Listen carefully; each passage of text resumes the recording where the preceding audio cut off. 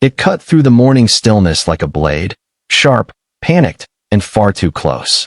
He dropped the rusted wrench he'd been using on his broken tractor and ran to the end of his long gravel driveway. Just across the narrow country road, a small wheelchair lay overturned, its wheels spinning helplessly. A girl, maybe 10 years old, struggled in the dirt. Tom didn't ask questions. He vaulted the ditch and scooped her up, careful of her trembling limbs. She didn't cry. She just looked up at him with wide brown eyes that said everything. Her name was Mia, he would learn later. She'd been visiting her grandmother 2 doors down. A misplaced board on the old porch ramp had given way, sending her tumbling. Tom wasn't the kind of man people usually noticed. 57, weather-beaten, and worn down by years of bad harvests and bank notices, he kept to himself. But something about Mia clung to his thoughts that night.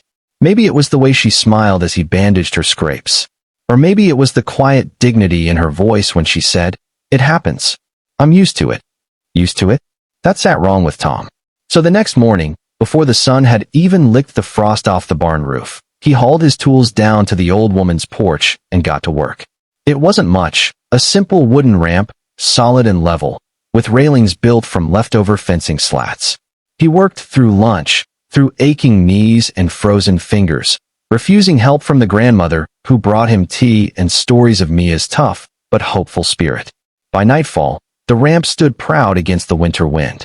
Tom stood back, hands on his hips, a little shocked at the pride swelling in his chest. He hadn't felt that in years. He hadn't done something that mattered in too long. But when he woke the next morning, pride turned to confusion. His road was blocked. 6 armored vehicles stretched across the horizon, parked at odd angles, dust still settling beneath their treads. Soldiers in camo fanned out, barking into radios, forming a perimeter. A flag Tom didn't recognize flapped from one of the Humvees. He walked to the gate, unsure whether to be scared or angry. A tall officer stopped him with a hand on his chest. "Roads closed, sir. Temporary lockdown." "Lockdown?" Tom asked, baffled. "For what?" "This is a cornfield, not a war zone." The officer hesitated, then leaned in. "Sensitive cargo. Humanitarian escort. Orders from high up." Tom's eyes narrowed. "Well, that's fine and all, but I've got chores. Cows to feed. And a ramp I just built that might need fixing." The officer softened a bit. "You're the one who helped the girl?" Tom blinked. "Mia?" The man nodded slowly. "That's why we're here." And then, like dominoes falling in his brain, the pieces aligned. The grandmother. The ramp. The girl. Mia wasn't just any girl. She was the daughter of a whistleblower, an engineer who'd uncovered a major defense contractor scandal overseas.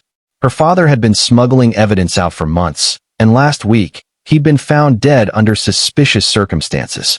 Mia and her mother had been hidden under witness protection, their identities scrubbed. But the agency slipped. Somehow, someone traced them. And it was Tom's simple act of kindness that brought them out of hiding. "I didn't know," Tom muttered. "You weren't supposed to. But because of you, she didn't have to struggle up broken steps. Because of you, she was out front instead of stuck inside. Our drone spotted her wheelchair. We got here just in time." Tom sat on his porch that night, coffee in hand, staring at the blinking lights of military trucks. It should have been overwhelming, frightening even.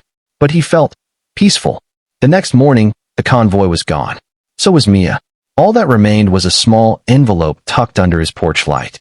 Inside was a drawing, crayon on folded notebook paper, a little wooden ramp, a big man in overalls, a smiley face, and the words, "You made it easier.